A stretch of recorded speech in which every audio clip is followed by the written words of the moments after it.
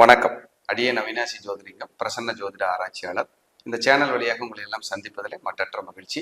இந்த சேனலுக்காக நீங்கள் கொடுத்து வருகின்ற ஆதரவுக்கு கோடான கோடி நன்றி. நம்ம குரு பயிற்சி பலன்கள் பார்த்துருக்கிறோம். இன்னைக்கு மீன ராசிக்கான குரு பயிற்சி பலன்கள். மீனம் 12வது ராசி, காலச்சக்கரத்தின் 12வது ராசி. ஒரு மீனை கடிக்கிற மாதிரி இருக்கிற ராசி மீனம். மீனத்துலதான் சுக்கிரன் உச்சம், குரு ஆட்சி.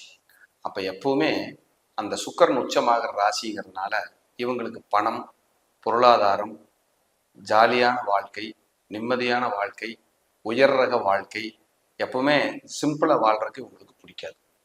எதுவுமே எல்லா தேவைகளும், அடிப்படை தேவைகளும் நம்ம வீட்டில் இருக்கணும் அப்படின்னு நினைப்பாங்க. Car, fridge, washing machine, bike, AC, இந்த மாதிரின்னு வச்சுக்கோமே.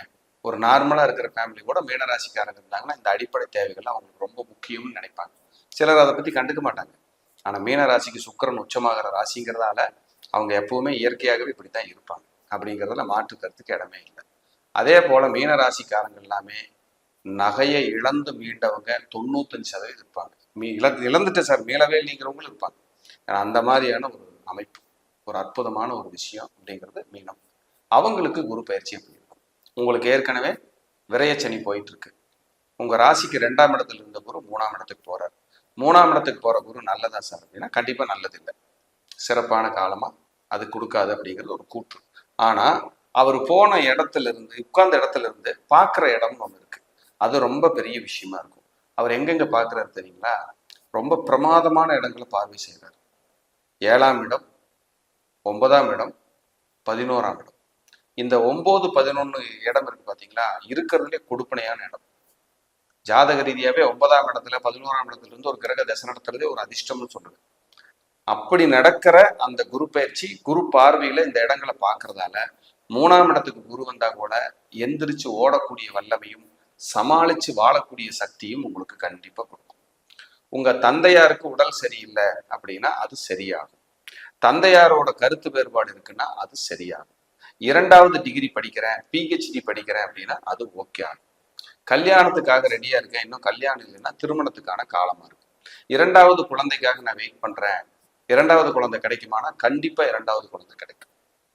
அதே போல 9ஆம் இடத்தை பார்க்கறதால உங்களுக்கு ப்ரமோஷன், அரசாங்க வேலை, அரசியல்ல உயர்வு, அரசு உத்தியோகத்துல முயற்சி, முன்னேற்ற, வளர்ச்சி, இது எல்லாத்தையுமே இந்த குரு பார்வை உங்களுக்கு கொடுக்கும். 11ஆம் இடமான லாபஸ்தானத்தை பார்க்கிறாரு. அப்ப பழைய நண்பர்கள், பிரிஞ்சு போன நண்பர்கள் சேர்றதும், நண்பர்கள் ஒரு நல்லபடியா உங்களோட அந்யூன்யமா இருக்கிறதும் இது நடக்கும் அப்படிங்கிறது ஒரு விதி. அதே போல 9ஆம் இடத்தை உங்களுக்கு குரு பார்வை செய்யறதால அஞ்சல் வழி கல்வி படிக்கிறவங்க, படிப்பு முடியாம அப்படியே பெண்டிங்கா இருக்கிறவங்க எல்லாம் இப்ப இந்த படிப்பை முடிச்சு வெளியில வந்துருவீங்க. ரொம்ப நல்லா இருக்கும். 7ஆம் இடத்தை குரு பார்க்கறதால வெளிநாடு, வெளியூர், வெளிமாநிலம், அங்க போய் தூர தேசத்துல பொருள் ஈட்டுறது, சம்பளம், ப்ரமோஷன், முன்னேற்றம், உயர்வு, இது எல்லாம் கொடுக்கும். சார் 3ல குரு வந்தா ஏதோ துரியோதனனே படைமாண்டான்லாம் சொல்லுவாங்க சார் 3ஆம் இட குருவுக்கு. எல்லாம் வாஸ்துவம் தான், இல்லைன்னு சொல்லல. 3ஆம் இடத்துக்கு வர்ற குருவுனால நீங்க கொஞ்சம் ஜாக்கிரதையாகவும் இருக்கணும். இதெல்லாம் ப்ளஸ்ஸாகவும் இருக்குந்தா கூட நீங்க எடுத்து வைக்கிற ஒவ்வொரு ஸ்டெப்பும் ரொம்ப நல்லா இருக்கும். அடுத்த கட்டத்தை நோக்கி நீங்க நகரணும். நல்ல நகர்வை நோக்கி நகர்ந்தால் சிறப்பான வளர்ச்சி, முன்னேற்றத்தை அது 100% கொடுத்துரும். இதுல எந்த மாற்று கருத்துக்கு இடமே இல்லை அப்படிங்கிறது ஒரு சூட்சமமான விதி. அப்ப 3ஆம் இடத்துல இருக்கிற குரு 7ஆம் இடத்தை பார்க்கறதால இப்போ மனைவி, கணவர் ஒன்னா இருக்கீங்க அப்படின்னா பிரிஞ்சு வெளியில வேலைக்கு போறேன், ஒரு வெளிநாடு போலான் இருக்கேன், நான் போலாமா சார்னா இப்ப அதுக்கான முயற்சிகளை நீங்க மேற்கொள்ளலாம். அப்படி போனா எங்களுக்கு வளர்ச்சி இருக்குமானா இந்த காலகட்டம் இந்த குரு பயிற்சி அது வளர்ச்சி தான் சொல்லுது, நல்லதுதான் சொல்லுது, கெட்டதா அது காட்டலை அப்படிங்கிறது ஒரு சூட்சமமான விஷயங்களா பார்க்கப்படுது. ஆனாலும் 9ஆம் இடம் 11ஆம் இடத்துக்கான பார்வை இருக்கு பாருங்க குரு பயிற்சி, சூப்பர். கரெக்டா மே மாசம் 1ஆம் தேதி சாயங்காலம் 5:30 மணி ஈவினிங் கரெக்டா குரு பயிற்சி. மே 1, 2024 இந்த பீரியடை பயன்படுத்திக்கலாம். ஏன்னா இதுல என்ன பிளஸ்னா எல்லா ராசிக்காரங்களுக்கும் குரு வர்ற இடத்தினால சில ராசி பாதிக்குது, எல்லா ராசியிலையும் பாதிக்காது, சில ராசி பாதிக்கும். ஆனா பொதுவா 12 ராசிக்குமே அவரோட பார்வைப்பட்ட இடங்கள் கண்டிப்பா 100க்கு 100 நல்லது செஞ்சிடும், மைனஸே செய்யாது. ரொம்ப பிரமாதமான விஷயத்தை தான் செய்யும். அதுதான் இங்க இருக்கிற பிளஸ். குருவுனால எல்லாமே தப்பாயிரும், மைனஸ் ஆயிரும், போராட்டம் ஆயிரும் அப்படியெல்லாம் இல்லைங்க.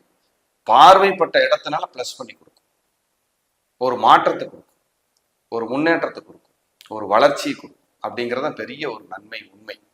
அப்ப குரு பாருங்க எவ்வளவு ஒரு ஃபேவரபிளா நமக்கு செய்யறாரு. அதனாலதான் அவருக்கு இயற்கை சுபர். குரு பார்க்க கோடி தோஷ நிவர்த்தி, கோடி தோஷ நிவர்த்தி அப்படின்னு சொன்னாங்க. அப்ப குரு பார்வைக்கு இவ்வளவு பலம் இருக்கு. இறைவனை நம்ம நல்லா பிரேயர் பண்ணணும். இப்ப குரு 9ஆம் இடத்தை பார்க்கறதுனால உங்களுக்கு தூர தேச பிரயாணம் எல்லாம் ஒரு மீனராசிக்காரங்களுக்கு ரொம்ப தூரமா ராமேஸ்வரம், திருச்செந்தூர், கடல் சார்ந்த பகுதிகளுக்கெல்லாம் போயிட்டு வருது, இல்ல கடல் கடந்த ஒரு டூர் போயிட்டு வருது, ஒரு விமான பயணம் போயிட்டு வருது, ரொம்ப நாளா போகணும்னு நினைச்சிருந்த காசி, கயா, ராமேஸ்வரம் எல்லாம் இப்பதான் அதுக்கு சான்ஸ் கிடைச்சிருக்கு. சார் நான் போயிட்டு வரலாமான்னு இருக்கேன். நல்ல காலமா சார்னா நல்ல காலம். குரு பயிற்சி அந்த குருனால உங்களுக்கு அவ்வளவு யோகங்கள் உண்டு. ஏன்னா உங்க ராசி அதிபதியே குரு தான்.